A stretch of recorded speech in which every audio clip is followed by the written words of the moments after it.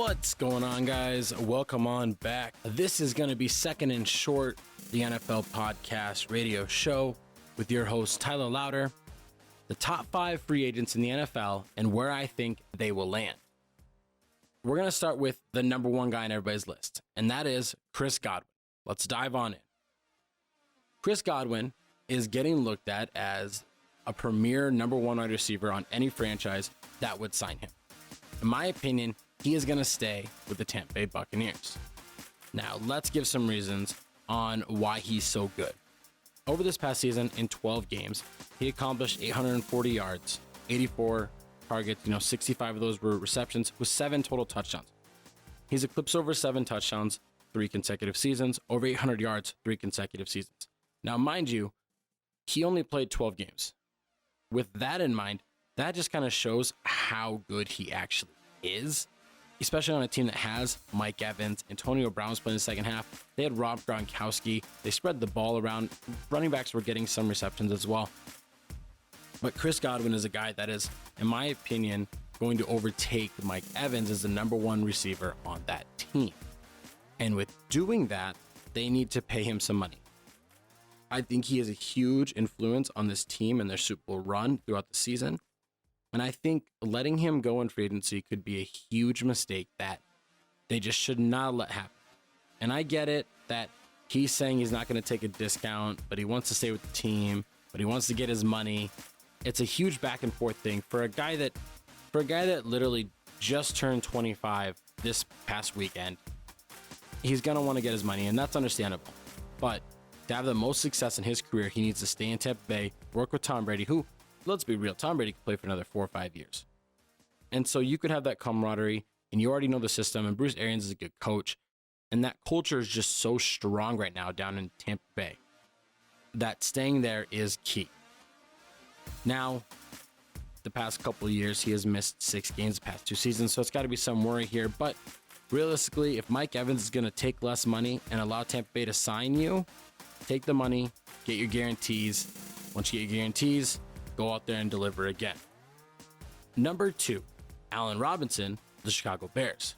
Now, Allen Robinson's in a special situation because last week or 2 weeks ago when I did my franchise tag prediction, I said that the Bears are going to franchise tag him.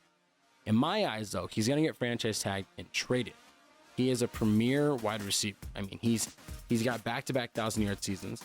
In the 2020 season, he placed top 10 in both receptions and yards, placing 6th and 9th respectively. He only had 6 touchdowns, but the Bears didn't score a lot of touchdowns on offense, so we're not going to fault him too much on that. Also, we got to remember, this guy has literally played with almost nobody at quarterback. He has not had a legit top-tier quarterback yet, and he still produces. I mean, he has 1,000-yard seasons with Mitch Trubisky, Nick Foles, Blake Bortles. Those are types of quarterbacks that he's playing with. So if he can go to a team that's got a more confident, quarterback, a quarterback that is more tailored to his style, Allen Robinson can work over top. He can beat you over top. He's fast enough. He's strong enough. He's a big body. He can win those 50-50 balls. He's a good red zone threat when used. He's also great underneath, and he can work the slot as well. He is, in my opinion, one of the top 10 receivers in the league, and anybody that goes out and gets him is going to hit huge. Now, this is free agent prediction. So where do I think Allen Robinson will go? If he touches the free agent market and doesn't get franchise tagged, I think the Miami Dolphins are a very likely situation for him to land in. They are potentially going to be losing some players on offense at, receiver and running back. And with Tua being there, and if he's the committed guy they're going to go with, I think they're going to be big-time playmakers. And they're going to go out, they're going to be aggressive, and they're going to sign a running back. I think they're going to sign a wide receiver. So why not sign maybe the best wide receiver on this list? Now, the only reason he's not ahead of Chris Godwin is he did have that major knee injury in 2017, missed the whole season. He's also going to be turning 28 this year, so a couple years old. I think the Miami Dolphins are a great landing spot for Allen Robinson and Tua to have some success going forward. Number 3 is Kenny Golladay from the Detroit Lions. Kenny Golladay, I think, is another franchise tag candidate. Whether or not they actually do this, I don't know, but I believe he is gone. He's going to leave. I think the time for Detroit to get a new receiving core in there, it's going to happen. I don't see why he'd want to stay and play with Goff. He might, but for me, going to the Washington football team is the best thing for him. They need a big-bodied receiver that doesn't just go over the top and everything, but can win the 50-50 balls, can play underneath, and I think is actually a great complement to their current wide receiver one, Terry McLaurin. Washington is a team that is looked at as going out there and they're going to get a wide receiver. There's another receiver down this list that people are saying they're going to go out and get, Curtis Samuel, because of the connection to Ron Rivera, and that could be very well true, but I think Curtis Samuel kind of projects similar to Terry McLaurin, and I think Kenny Golladay actually complements him more than Samuel. Now, Kenny Golladay, though, while he will be turning 28 during the season, he's a very old for his position. He's only played 4 years, but he's going to be 28. He did only play 5 games this past year. He had an injury, kind of kept him out for most of the year. When he did play, though, he looked great. 20 catches, 338 yards, good for about 17 yards a catch, which is huge. That's big. That's top 20 right there in yards per catch. And he had 2 touchdowns. Now, that's with Matt Stafford and a team that's losing most of the time. If he can go to a team that's got a better defense, I think he would fit well in there, no matter who the quarterback is. If they can improve at quarterback a little bit, get somebody like Kenny Golladay, the Washington football team will look even more dangerous in 2021. Number 4 is Will Fuller with the Houston Texans. I think Will Fuller is almost a gadget guy. He's just like a boomer bust type of player. We all see the fantasy stats where he busts out for 50 points. He gets 3 touchdowns and roasts the Tennessee Titans, as he does every year, especially as one of my co-hosts on other segments that we do, Aaron Ben, would say, Will Fuller is like a kryptonite to Tennessee. If Will Fuller wants to have more success, he needs to go somewhere where he's not the number 1 guy. I think him being a number 2, a compliment, a guy that isn't looked at as, getting the big time cornerbacks targeted on him would be key. This is a big, bold surprise prediction, but I think the Cleveland Browns are a destination for Will Fuller. If the Browns want to get back to having success with their wide receivers, they need to get somebody in there that they can play. This is a huge risk-reward type thing because, Odell Beckham's been hurt.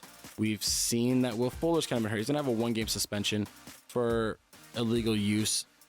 I think he served 5 games this year over a PED suspension. But in his 11 games, he had 53 catches for 879 yards.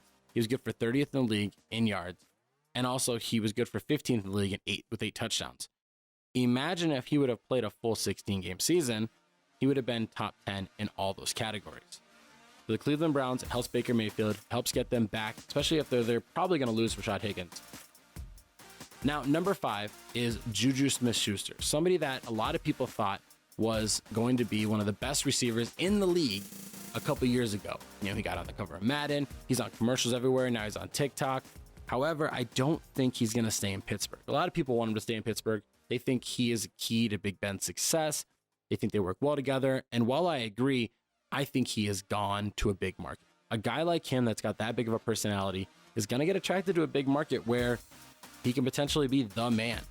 Now everybody's saying the New York Jets because they have the most salary cap. They got all this money. And that could work. He'd work well with the younger receivers like Denzel Mims. Jamison Crowder's probably out the door, especially since they can save so much money, about $10.2 million if they cut him.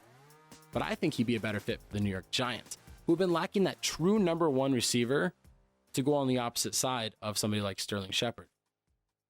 And I think if he can go to the New York Giants, I think that he provides a lot of things, not just for the team, but for himself. Opportunities.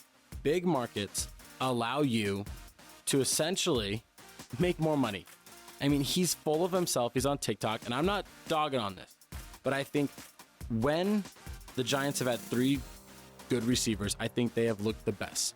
When you pair him with Darius Slayton, Sterling Shepard, especially since we don't know what's going to happen to Evan Ingram, and Saquon Barkley, though, I think those 3 plus the running back look fantastic and will help Daniel Jones or whoever the quarterback's going to be. We don't know what the Giants are going to do yet, but it will make them look more confident and successful in the league. What has JuJu done for us lately? He's kind of been going on this roller coaster where he goes high and he goes low. And he had about 831 yards. Then again, Big Ben missed a couple games. They spread the ball around, but he had 9 touchdowns. He had 97 receptions. Both of those are top 10 in the league. So I think he still has the ability to be a number 1 wide receiver. I just think that he needs a new situation, change of scenery, and I think New York is the destination for him. And that is going to do it for our show. My name is Tyler Lauder. This has been Second and Short. Thank you guys for checking us out and staying and tuning in and listening to us.